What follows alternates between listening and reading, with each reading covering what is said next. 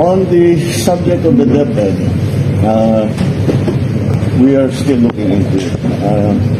I think it is contrary to all our policy directions. When we talk about the STEM development of our educational sector, and then the continuing development, because yung nawala na 10 billion comes from the computerization item. So we're working on it to make sure that we will restore it. I do not want to line item veto anything, because that just gets in the way. So we are still talking about it and trying to find a way, and I think we'll still be able to. We'll be able to do something. Ayan, that's maybe this is the first thing. Hindi pa buo ang sagot ko.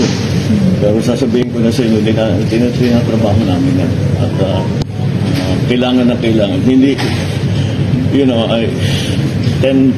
12 billion from a regional request of 12 billion to be reduced down to 2. 12 billion is only sufficient to maintain what we're already doing. When in fact we have to do more. So,